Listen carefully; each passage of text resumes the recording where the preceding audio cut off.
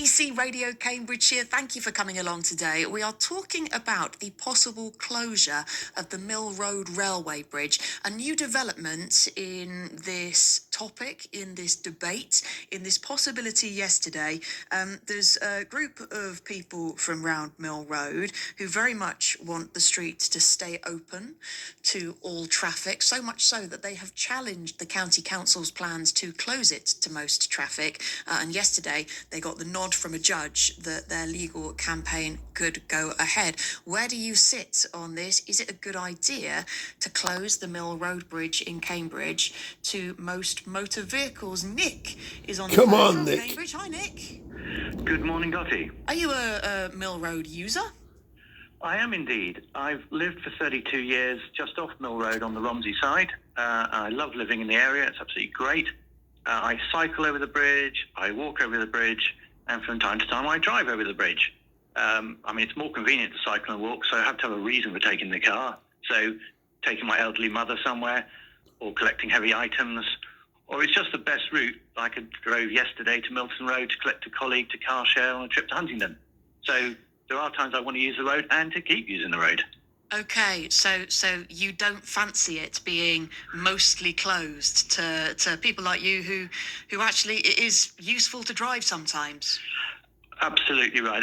It's been closed before, so we know what happens. Even though it was COVID and traffic levels were lighter because fewer people were travelling, the traffic was displaced. It went into Coleman's Lane, Newmarket Road, East Road, Gonville Place, Hills Road, Sherrington Road, and people that use those roads know they're quite busy already.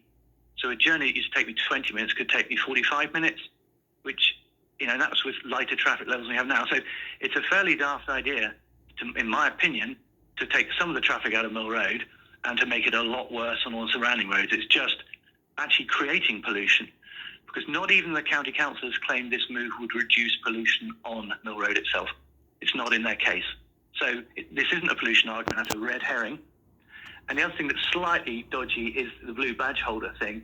It's not a case of I could just drive my mother over the bridge when she has a blue badge. It has to be in a car that's registered with the council, and that person has to be in it. So I could take her there but not come back on my own and so on. So there's a little bit of whitewashing going on that.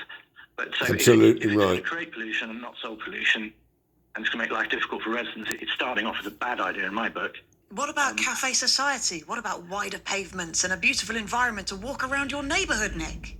Well, of course, they aren't closing the road, as your Mill Road for People person said. There'll still be buses and lorries and everything else driving up and down, so it's not some kind of pedestrian idea. And actually what's even more dangerous about it is the lorries that are delivering to the shops, if the shops can stay open, are then going to have to do some kind of 7-point turn in the middle of the road to come back out again, because they're not allowed to go straight over and out the other side. Good point. So on my bicycle, coming down the bridge, I'm going to have to stop and avoid a lorry that's reversing, going back and forward. And I have a lot of sympathy for lorry drivers. It's hard to see out, particularly when bicycles are whizzing around on all sides. So I don't think that's even been addressed by the council as to how that isn't dangerous. I'd be interested to hear how Mill Road for People or anyone else thinks that that's a great idea.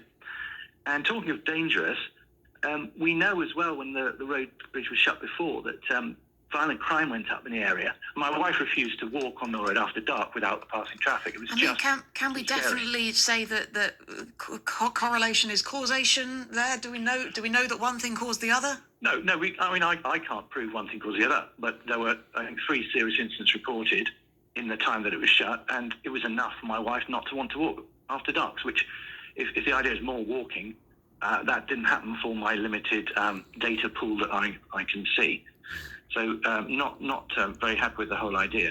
When there are pressure groups with big money behind them trying to close the bridge, and it's been a pet project for some councillors, but I don't think really the local residents are being considered sufficiently.